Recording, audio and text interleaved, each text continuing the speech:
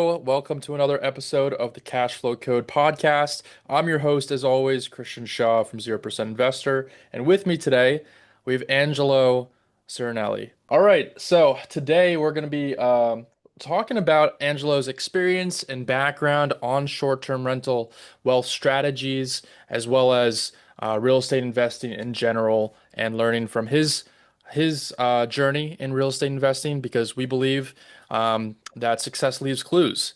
And so, if you're a new real estate investor, if you've been in the game for a while, you can always learn from investors. And so, yeah, I'm really glad that you're on, and thank you for taking the time. No, hey, thank you, Christian. I really appreciate being on the podcast. I really like what 0% Investor is doing. So, yeah, I'm excited. Absolutely. So let's just jump right into it, Angelo. To start off, can you tell us a little bit about your background? What led you to get started in real estate and short-term rentals? Yeah. So, my background is actually I was going to school for molecular biology. So I was working in a lab, and I just really fell in love with personal finance and real estate. And I actually wound up buying a rental property while I was working in the lab with two of my buddies. And I mean, it's one of the best investments I've made. So, yeah, at that point, I really realized that the sciences weren't for me. I just had this passion of helping people with real estate questions, and I was spending a lot of time in the lab teaching my lab mates about personal finance. So Mhm. I took a jump and got into the financial planning industry. The first place that I worked at, they kind of brought me on as like, oh, hey, you can build your book any way that you wanted to. So I was like, oh, great, I want to work with real estate investors, and they were like, no, that's not AUM. You got to work mostly with stocks and bonds. So needless to say, that didn't last for too long. But then I went out on my own, and I actually worked with my mentor, Greg Visconti, who he's been in financial planning and real estate for over 40 years. And yeah, we've just been growing from there. Gotcha. And that's a very interesting background. How has your scientific experience and your background being a scientist helped you in the realm of real estate? Have you been able to use the skill sets and the knowledge that you learned there? Yeah, definitely. I'm a super analytical person. Hmm. So that obviously Yeah. helped out a lot in the sciences as well as in real estate with analyzing deals and just, figuring out what are all the ways that this can go wrong and can we hedge against that or minimize it. Right. And yeah, just also just number crunching. I mean, I'm big on numbers as well. So it's really the science background has surprisingly helped out a lot in the real estate and financial planning. Yeah, that's great discipline. So for listeners who are new to real estate here, how would you describe the appeal of short-term rentals as an investment versus the traditional long-term rentals, and what made you personally choose to favor long-term rentals in your own portfolio? Yeah, good question. So, with short-term rentals, there tends to be a bit more cash flow compared to a long-term rental. I mean, just because if you're, renting out your property for a few days or a week, people are willing to pay a bit more for that. So it's also as far as the difference between short-term and long-term. Usually with short-term rentals, you try to add in a lot of like fun activities to differentiate it from other short-term rentals. For instance, I'm staying at a Airbnb in a few weeks for my buddy's bachelor party. Hmm. And there's like kayaks there. They have a sauna, hot tub, all of that. Typically stuff that you wouldn't see on a long-term rental property. Right. Now, as far as why I didn't go the short-term rental route is just because short-term rentals tend to take up quite a bit more time than long-term rentals, and I have the financial planning business, so I wanted something that would be able to be on the side. And people love to say, "Oh, real estate's super passive." It's not completely passive, but long-term rentals right now where I'm at just make more sense. But definitely down the road, short-term is something that I would want to start acquiring as well. Gotcha. And I know we glazed over it real quick. What was your first investment? What market were you in, and how did you come across that? that deal? Yeah, so me and my buddies were looking around here in the North Jersey area and Hmm. just couldn't really find something that made sense. This was back in 2019, 2020. And my family business is actually property management. So the Okay. business is located in Hilton Head, South Carolina. And we decided, okay, hey, you know what? We're not really finding anything up here. Let's go and look down there. So I would, every morning, this was while I was still working in the lab, I would, before going in, I would just troll through Zillow to see if Hmm. I could find any deals. And I found a property that was listed as a single family, but because I knew the area so well, I knew that there was an accessory dwelling unit above the garage. So it was effectively a two-family property. Hmm. So I quickly, ran through the numbers on my spreadsheet. It was like, oh wow, this is a great deal. So right then and there, we wrote an offer, and yeah, got it under contract. Went down there, looked at it, everything looked great. So we went ahead and bought it, and like I said, it's been a great investment. Wow. Wow. What lessons would you, if you could go back in time and tell yourself, knowing everything that you know now, would you have done anything differently with that deal or with your investment strategy when you just first started? Um, No, I mean, it's a lot of it's one thing is to understand that it takes a lot of hard work to find a deal. A lot of people want to just think that, oh, hey, that deals are just falling out of the sky. Hmm. And you need to really build up your network of, let's say, if you're working with wholesalers or real estate agents who can source you deals. But I'm proof that you can even find deals on Zillow. Hmm. Yeah. So let's start laying the foundation for new investors. A lot of people who tune in are trying to get into the game. They're trying to get out of their corporate 9 to 5 life and make an investment for themselves that produces cash flow, so that they can, live with more freedom and more cash flow to provide for their lifestyle.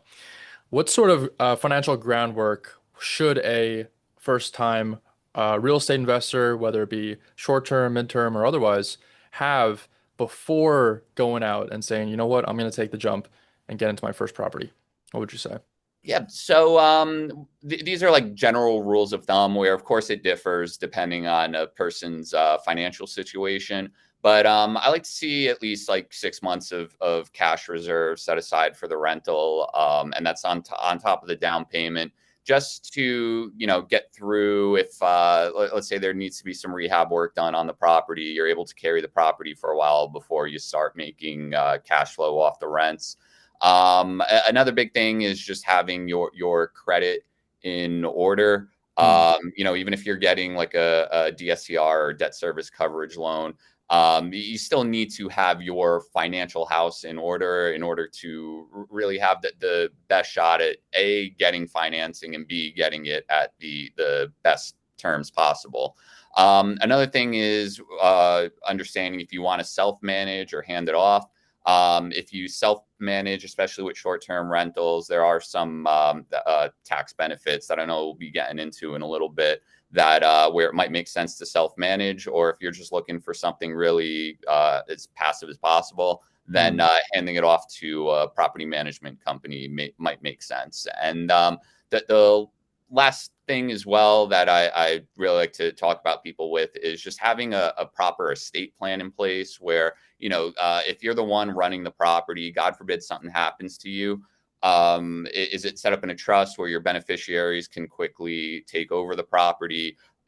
Is there anyone you can think of that would be able and willing to actually manage the property, or is it all just going to fall apart if you get hit by a bus tomorrow? So those are definitely things you want to have set in stone, as well as just a tax plan, because there's so many tax benefits to owning real estate that you really want to structure the deals properly so that you're getting all of the tax benefits possible from it. Hmm. Yeah, something that reminds me of what you were saying about, having at least 6 months in cash reserves on top of the down payment is something that my mentor once told me before, or when I was just getting started in business. He said, it always takes 10 times as much time, work, effort and money to get to get your business off the ground than you would expect. And I have definitely seen that to be true in my business. So I think it's a good rule of thumb. Yeah, 100%. I mean, real estate, it is a business. So definitely going into it with a business mindset is key. Yeah. Follow-up question here. So for beginners, how can they best estimate the true costs and returns when it comes to short-term rentals? Take into account things like vacancies, management fees, cleaning costs, and maintenance, for example. Yeah, so it's gonna really depend a lot on your location. Obviously, Airbnb in North Jersey is going to be most likely more expensive to manage than an Airbnb in Kansas. So with that, it's a lot of figuring out, hey, this market, is it an all year round type of market? I mean, like, New York City, you're going to have a much better shot at actually being able to maintain higher occupancy throughout the year versus if you buy, down the Jersey Shore. Once Labor Day Mm, comes and goes, it starts getting very, very quiet down there. yep. Another thing that catches people off guard are all the short-term rental laws that are coming into effect.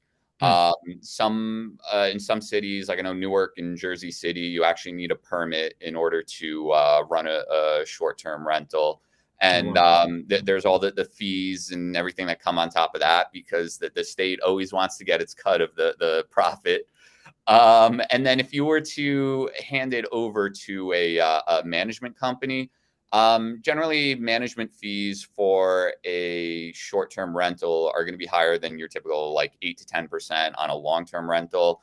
You could be seeing around 15% plus on a short-term rental just because they are more management intensive. And then in addition to that, as far as like with the cleaning fees, every time a unit gets turned, there's going to be cleaning fees. There's probably going to be more wear and tear on the property, Hmm. and that means more maintenance expenses as well. Yeah, I I think about this a lot when it comes to short-term versus long-term rentals. The upside in a very, short time span seems to be higher when it comes to short-term rentals, but then also as well as the costs, as well as you were just mentioning, the cleaning fees, the wear and tear, the potential liabilities that happen there as well. So that's definitely key to keep in mind. Yeah, because like you're saying, in the short term, usually the short term rentals will provide the most, cash flow and Yeah. everything, but it will tend to be more volatile than if you were to just rent it out as a long term rental where you Mhm. have tenants signing 1 year leases. So that way you have a better idea of what your cash flow is going to look like month to month rather than, okay, summer months, that's the real money making months. The colder months, it gets really slow. Yeah. So getting into the nitty-gritty, how can, new investors especially estimate expenses? Typically they'll underestimate the expenses and overestimate the revenue or the income that they'll be getting. From a planning perspective, what are some common mistakes to avoid, and potentially mistakes that you've even made yourself in your first investments here? How can people avoid these mistakes when analyzing a deal? Yeah.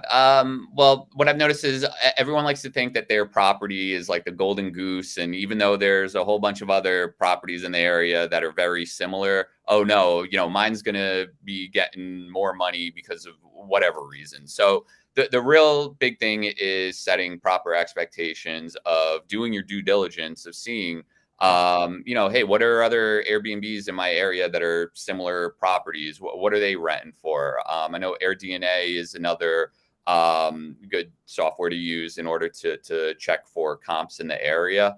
And also really just setting aside more like rainy day funds Mm, to get you through those slower months. Now, when you do have those slower periods of time, that's where that rainy day period comes in because if you have a loan on the property, the mortgage is still due. The bank doesn't care that you weren't able to keep it at full occupancy or that you had to cut down what the Airbnb rate was.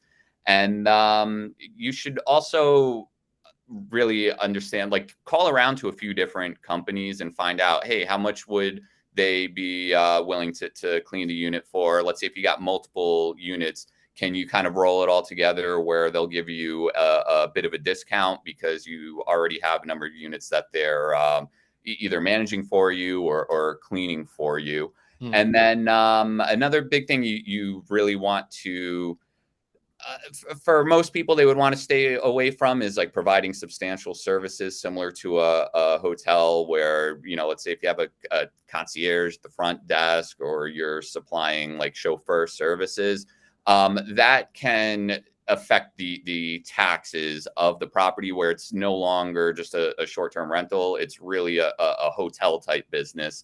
And then that can get you on the hook for self-employment tax, which is an additional 15% above what you would normally be paying in taxes. Gotcha. Okay. I wasn't aware of that. It's good to know. What are some, are there any rule of thumb or key metrics in terms of cash flow, cash on cash return, occupancy rate that, you would recommend on focusing on and evaluating for short-term rental potential? Yeah. So with cash on cash, that'll be really dependent on the person's situation. My belief is that if you're just starting out and you don't have any real estate yet, or you only got a few properties, it's most likely in your best interest that the properties do cash flow at least somewhat. So that way, you're not having to constantly dig into your pocket in order to keep feeding the machine. Yeah.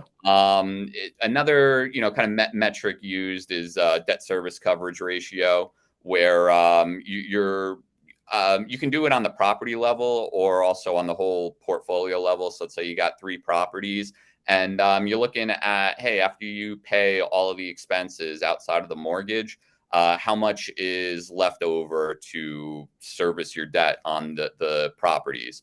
So Mm. in that way, if you're looking at a property where your debt service coverage ratio is going to be under one, where you're losing money every month, that I would say wouldn't make a lot of sense for someone just starting out. Now, if you have a portfolio of multiple properties that are cash flowing, then you can see, okay, well, hey, this one property I'm looking at, it's not necessarily cash flowing, but I am willing to take the chance that over time it'll appreciate. Maybe you're doing some value add and rehab to it.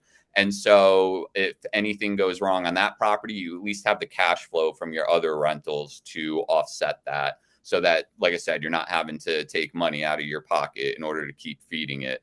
And then another big thing is just if you're looking to have a short-term rental in a really popular area, the prices are going to be much higher in that area. So your cap rate, which is more a commercial real estate term, but we'd say basically your cash on cash Mm. return is going to tend to be a little lower in more in demand areas, and it's going to be more of an appreciation play rather than if you were to buy a cheaper property in a not as in demand area. You'll probably get more cash flow, but the appreciation won't be as much. Got it. Got it. Okay. Moving along here in terms of financing and scaling the portfolio. So for more experienced real estate investors who are trying to go to the next level, real estate often involves leverage. And here at 0% Investor, we truly believe in OPM, other people's money, leveraging other people's money as opposed to dipping your own savings. Would love to hear your take on this as well. But yeah, what is your take on utilizing debt to grow your real estate portfolio? Yeah. So real estate is one of those asset classes where it can make a lot of sense to utilize debt to buy properties and continue to scale from there. Okay. And as far as like, talking about OPM, I bought with two buddies where, hey, I didn't have enough to buy the whole property myself. So brought in partners on it to help get the down payment and the rehab costs. So really like having a part of a deal is better than 100% of no deal. Mm, So when starting out, your loan to value is typically going to be in that 75 to 80% range, where basically what that means for people who aren't familiar with LTV, it's that you're putting down 20 to 25%, and the bank is lending you 75 to 80%. So when you're starting out, you are most likely going to be very leveraged over the long term. Most investors try to move more so towards like a 50% LTV, where for every dollar of asset you own, there's 50 cents of debt. And then, of course, as people move closer to retirement, they try to pay off the debt or just minimize it so that there's less risk. Because as you get older, you're not going to want to have to hustle as much in case there's any issues where you do need to raise cash. yeah. And then another, great strategy is once you have a property and it's appreciated over time, you can do cash out refis out of your properties Mm, to unlock that equity to then use to purchase more rental properties. So that helps. Where as you have a bigger and bigger portfolio, it's not so much you having to come up with the money, but you can use the money that you borrow against from your portfolio, as well as other bank debt or private lenders, in order to get into more properties. And another quick thing I'll touch on is as far as using like 1031 exchanges, yes. which that can be great on multiple fronts, because if you 1031, which is 1031 exchange is where you sell off a property, buy another one, and you defer the taxes on the gain from the first. That can help get you into larger properties because you're selling off one, using all of that as the down payment on your next property. And on top of that, you're also deferring the taxes that were due. So you're keeping much more money in your pocket than you would otherwise. That seems to be the ideal scenario when it comes to selling off a property and getting into a new one to reduce your tax liability there. The Yeah, 1031. definitely. And I mean, the great thing from like an estate planning point is that you can keep 1031 exchanging until the day you die, and then your beneficiaries receive the properties at a stepped up cost basis, Mm. which means that they could just, if they wanted to, sell the properties at that point and not be on the hook for any taxes, even though you've deferred millions and millions of dollars of gains throughout the decades. Gotcha. Let's talk about the current environment, the current economic environment. It is June 2025, about to be July here. In this current interest rate environment, what do you suggest in terms of financing strategies or creative financing strategies when it comes to funding your short-term or long-term rental? Yeah. So with that, it's on like the deal by deal basis, where Yeah. if the numbers make sense on the property, yes, interest rates are high, but if you can find something where all the numbers pencil out, then it still makes sense to move forward with it. I mean, I remember getting my rental; it was like 4.875%, and I thought, oh wow, that's really high. And knock on wood, I bought when I did, because now with the higher rates, yeah, it is harder to find deals. But also on the flip side of that, when you're in a low interest rate environment, like what we saw throughout COVID, property values just keep going up and up. So it's really like a trade off where everyone asks, oh, when's the best time to buy real estate? Mm. And there's always going to be, there's never a perfect time. There's always going to be, oh, property values are increasing too much, or oh, the interest rate is too high. So really just going and running the numbers and taking it on a case by case basis.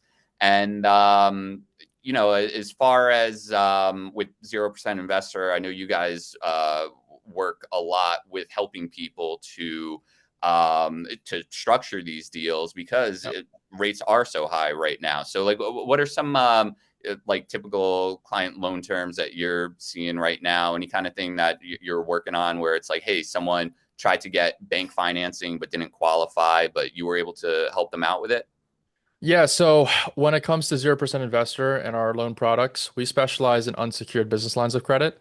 So if you have a business set up for your real estate investment portfolio, then you can leverage your LLC. You can leverage your business when it comes to leveraging the revenue that you make. You can actually go to the bank and get a traditional business line of credit, which is similar to a home equity line of credit, but for your business. So that's one of the ways, and uh, interest rates look about prime plus 0.25% right now. And the other way, if your business is just getting started or if you're below the minimum threshold for the revenue requirements, then you can leverage your personal credit and personally guarantee your unsecured business line of credit in the form of high limit business credit cards. So that's a strategy that we employ for ourselves in our own business, and how got my business up off the ground as well, because I didn't have anything else to leverage at the point. So I was able to leverage that, and that's what we do, helping entrepreneurs and and real estate investors leverage their personal credit to get access to business credit cards, typically at 0% interest for up to the first 18-month period. Yeah, that's big. I mean, that's 18 months of interest free.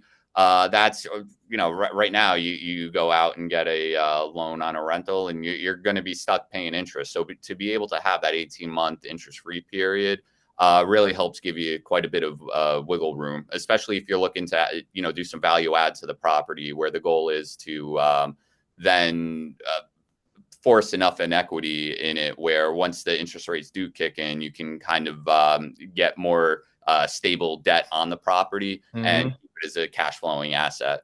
I'm so glad you brought it's a tool in the toolkit, in the financing toolkit. There's all these different financial tools that you use at different points in your business and real estate investment journey. And as Charlie Munger says, a man with a hammer, every problem looks like a nail. You never want to get to that point. So there's all these tools out there, and use them in the appropriate sense. So yeah. So once someone has a successful portfolio, let's say they have one or maybe two properties, short-term rentals, how should they approach when it comes to their mindset to scaling up to their next property, or to multiple properties? Any strategic tips that you have on when to refinance or cash out, or do a cash out deals?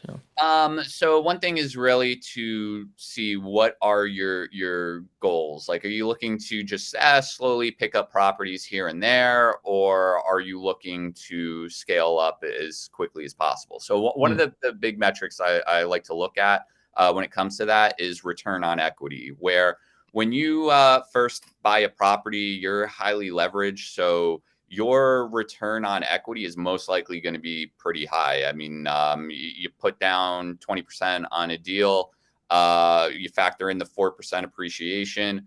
You're looking at, once you also include like the cash flow, you're probably at around the 15 to 20% returns when you're looking both cash on cash and the debt pay down mm, plus appreciation over time.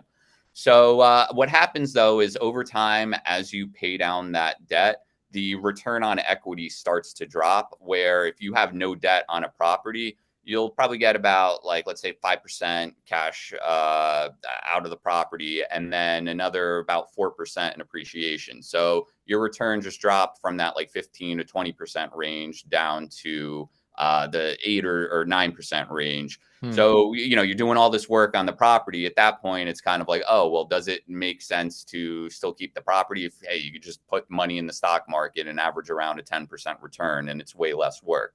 So when the return on equity starts to drop, that's where you really want to start thinking of, okay, I got a bunch of equity in the property.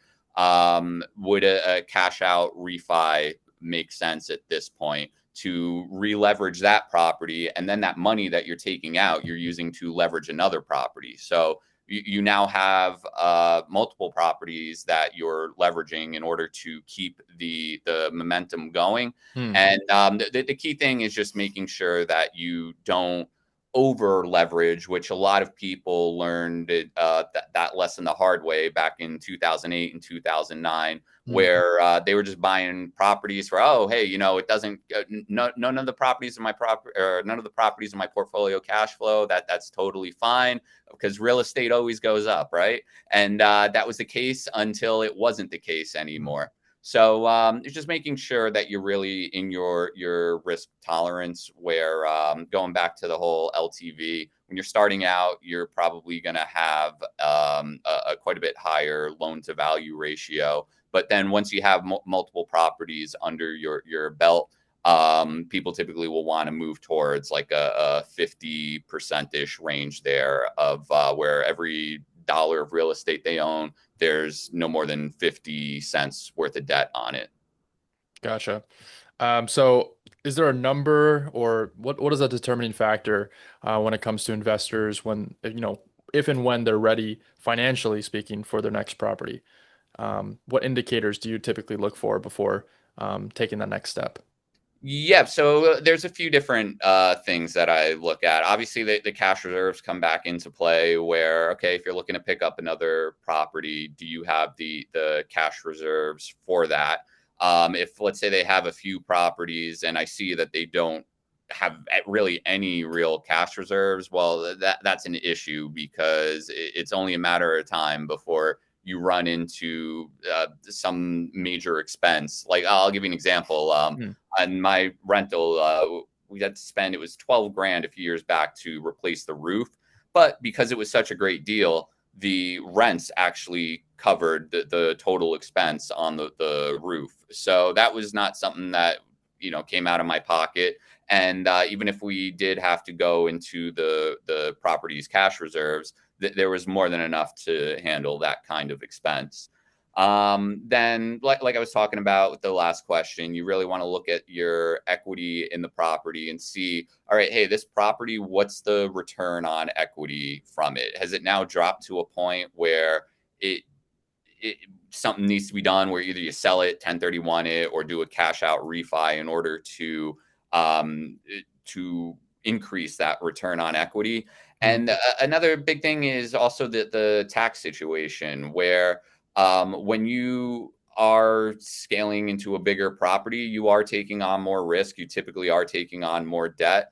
Hmm. And the US government rewards that, where there's a lot of tax benefits to taking on more debt. But does that fit your risk tolerance and your goals? Like, if Right. someone's got a nice size portfolio and they're about to retire, probably doesn't make sense to 1031 all your properties and re-leverage them at 75% LTV if you're Hmm. looking to just kick back and relax. Hmm. That's a really good point. It's really dependent on the specific person's uh, risk tolerance as well as their circumstance and where they are in their investment journey. So you were alluding to this tax benefits and depreciation, tax write-offs. Can you speak to, when it comes to short-term rentals, uh, you know, how can real estate investors take advantage of these tax benefits?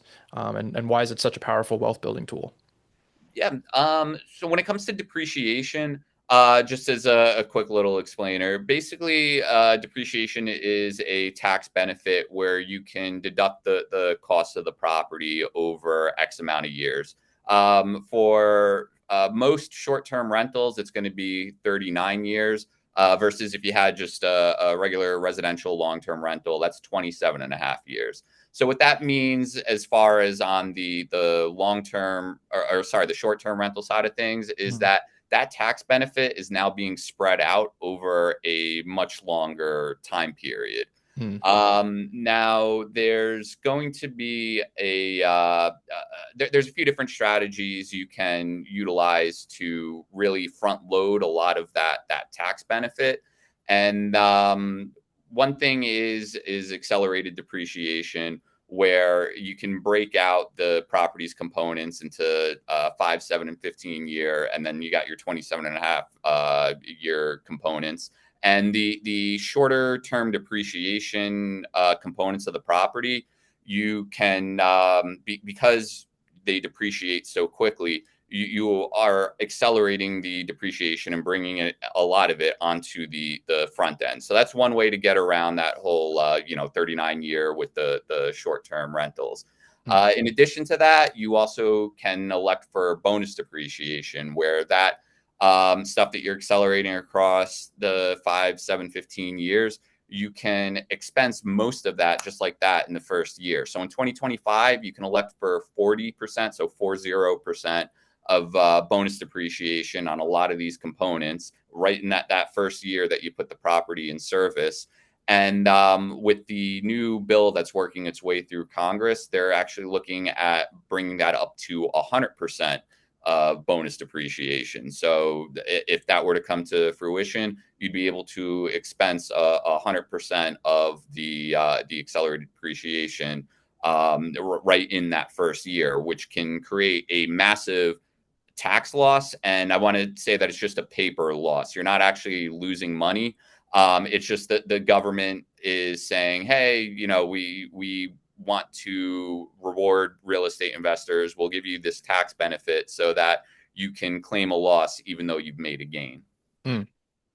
Gotcha. That's really important news when it comes to that. Okay. So for someone not familiar, what's the difference between standard straight line depreciation and more advanced tactics like cost segregation or bonus depreciation? How can strategies like those accelerate tax benefits for an investor?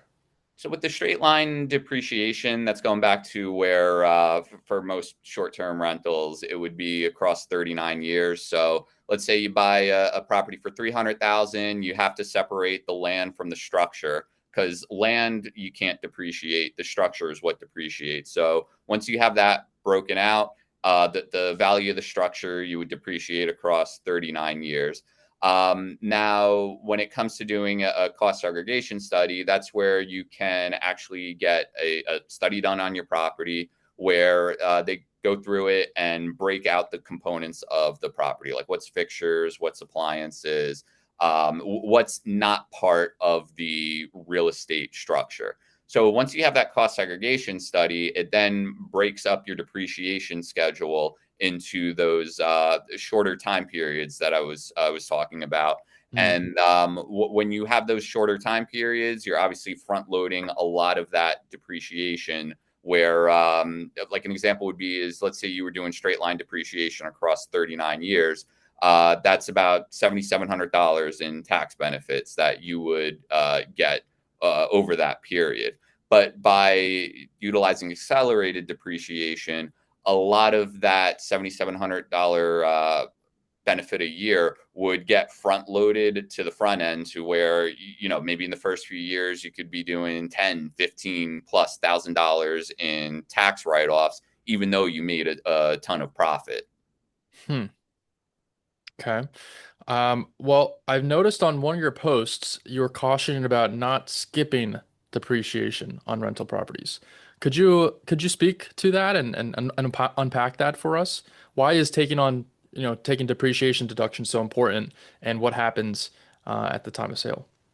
Yeah, and that's because the IRS expects you to take the depreciation deduction while you're holding the property.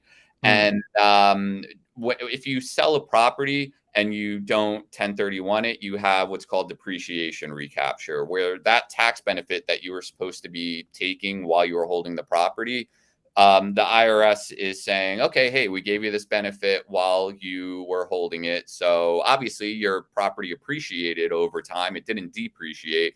And now you have to pay tax that if you didn't accelerate the depreciation on the property, it's capped at a depreciation recapture tax rate of 25% max.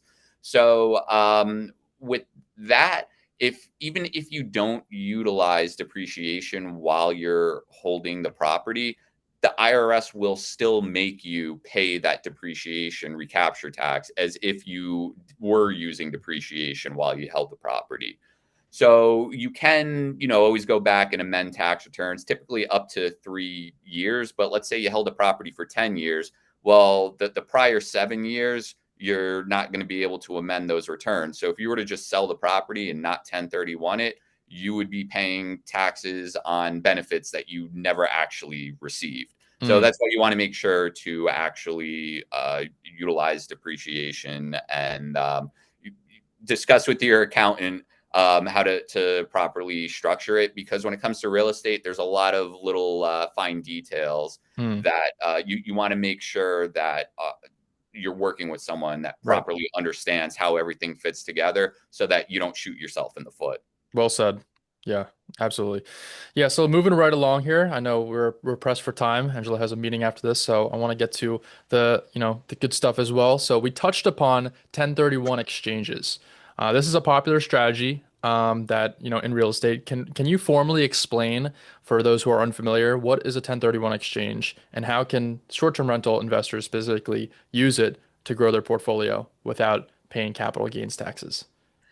A 1031 is just in the broadest sense is a way where you can sell a property and then purchase another property and defer all of that gains from the property that you sold. So you roll over your cost basis into the next property, and you can keep doing that over and over and over again. There's no limit to how many times you can do a 1031 exchange.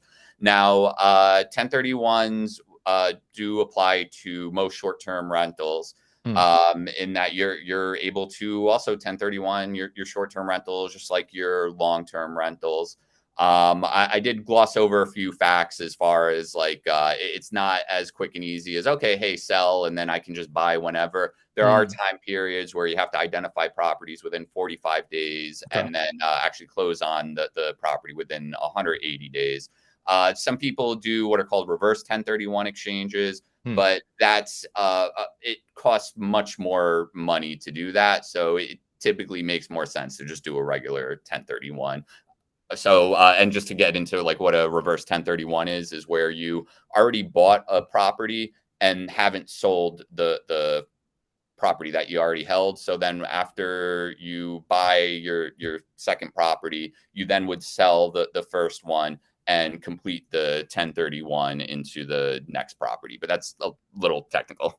got it. Okay. So beyond 1031s, beyond depreciation, are there any other tax planning strategies that real estate investors should be aware of? Yes. So you want to make sure that you're properly deducting things, mileage to if let's say you're self-managing the property, driving to and from the property, any kind of maintenance expenses. You want to have proper bookkeeping to make sure that you can claim the most amount in deductions Hmm, as possible.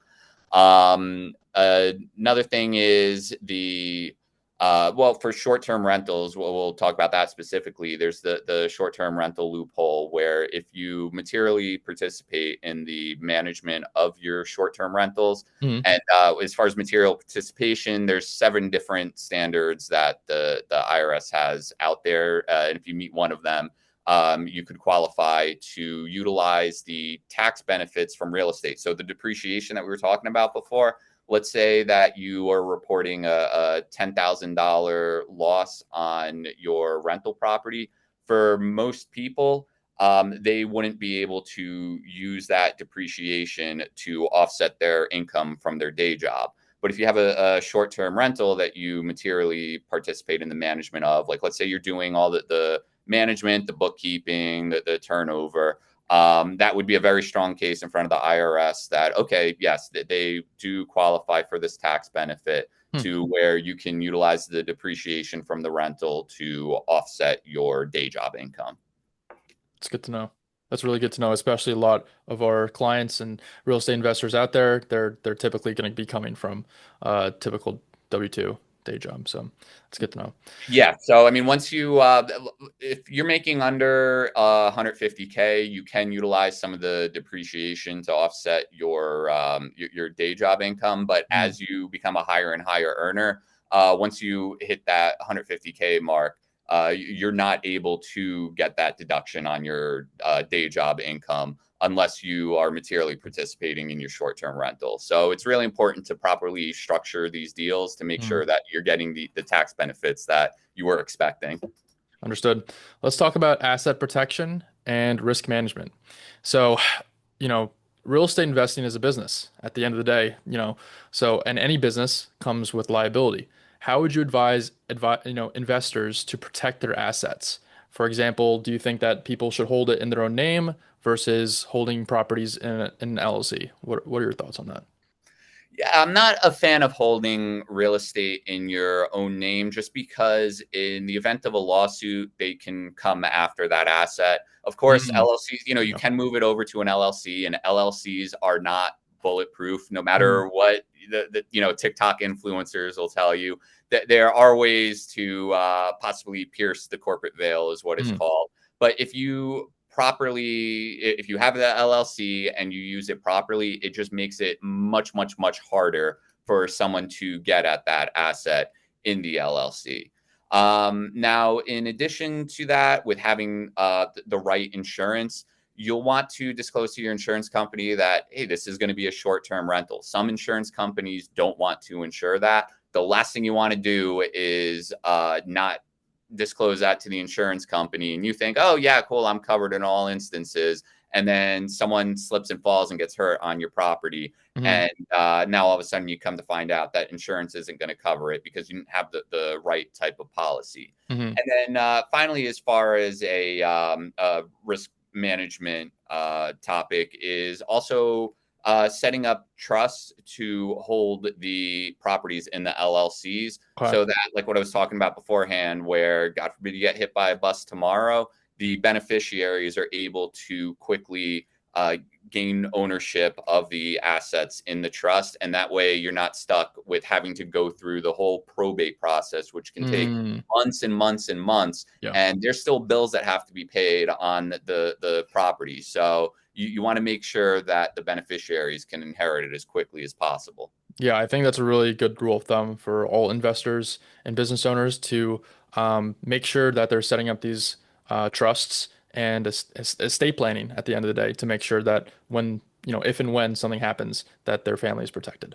Yeah, and there's some states where you don't even have to set up a trust to transfer the property. So, for example, I have a client who's got her mother has short-term rentals Hmm. in North Carolina, and in North Carolina, you could put what's called a TOD, transfer on death, on the deed. Hmm. And so, when her mom passes, she'll then inherit the properties.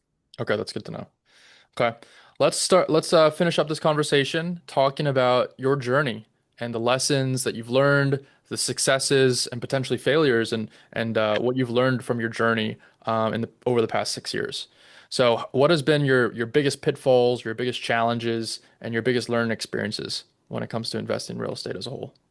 I would say the biggest thing is understanding that real estate is a great way to make money, but it really is a marathon and not a sprint. Like you see Mm, people on yeah. social media all the time that, oh, hey, I'm 22 years old and I've got 30 different apartment buildings. And it kind of sets this expectation that, oh, that's what the reality of Mm, real estate is. And sure, some people do get very lucky, but for the most part, you need to have a long-term mindset where you're in this for the long haul, the long haul, and really just learning more every day and getting better and better at finding deals, sourcing deals. How can I save more money to yeah. buy more properties? Because then once you're at scale and your properties are building equity, you have cash flow from them. That's where you can start doing some really fancy things with all that equity to just really put that scale into overdrive and go to, if you want to have 100+ units, you could do that. Or if you're just happy with having a handful of units that you can retire early on and go and sip margaritas on the beach all day long, it's really about what you and your goals are, and then putting a plan in place that is both achievable and that you'll actually stick to. Because if your plan is to just eat like rice and beans to get into building a rental portfolio empire, there's only so much time that you're going to be willing to do that before Right. you just start burning out. Right. Do you have any stories to share? Any clients that you've worked with, success stories from investing and that you would like to share to the audience? Yeah, I have a client who he was actually still is a real estate agent. He started buying rentals and just through all of his hard work and investing over the years, was actually able to utilize the equity in his rentals to start a business with him and his wife. It's something that they've always dreamed of doing together. And so she was finally able to leave her W-2 job Hmm. to start working Amazing. on the business. And the first location did so well that fast forward a year later, they're already opening up two more locations. So it's really a testament of, I mean, he started investing in real estate about 10 to 15 years ago. Hmm. And that's just that testament of, if you stay the course and Right. don't get lost with the shiny object syndrome of, Right. oh, hey, I'm going to go, do long term, and then I'm going to go do a flip, and then I'm going to try Hmm. wholesaling. Just really stay the path that you really enjoy, stay on that path, and you can build massive wealth through real estate over time. Amazing. So to close out here, what's one key takeaway that you would wish for the listeners of this podcast to take away from when it comes to wealth building, real estate investing? What would you leave people with today? Yeah. My thing that I would say is that focus on what you do best to make the most amount of money on. And then once you have that, so let's say it's a business, once you have that money coming in Yeah. and you want to start thinking of, okay, well, hey, I'm not going to work forever. What strategies do you wish to pursue? If you want to pursue real estate, you can typically get better returns than the stock market, but the trade-off is that it's going to be more time, and you're going to need more money to upfront to get that going. Or they could work with 0% investor and get a lot of that money upfront quickly. Or if you're looking to be in as passive of a route as possible, then another option would be the stock market, which over time is averaged about 10% returns. And with that, you're not dealing with tenants, toilets, and termites. Hmm. But it's really dependent on you and your goals. For me, I love real estate, so that's the main focus of what I am going to keep on building over the years. Just because I love being able to walk through a property, to touch it, to see it, and just see like, wow, okay, this is something that I own. It's something that a stock doesn't deliver the same feeling. Hmm. Yeah. Yeah, really well said. Angelo, it's been a pleasure talking with you. Your wealth of information and knowledge in this subject matter. Where can people find you and learn more and connect with you? Oh, well, thanks, Christian. I mean, it's been a Mhm. pleasure talking to you on this. I can tell that this is something that you're really passionate about, helping people get into real estate and really scale. So if someone wants to get in touch with me, I'm on Instagram, YouTube, TikTok, and my handle is Angelo Real Estate Planner, all one word. So that's the best way that they can get a hold of me. Great. We'll link it down below in the comment section or the description. And yeah, we'll post it everywhere that people can find this video. So thank you once again, Angelo.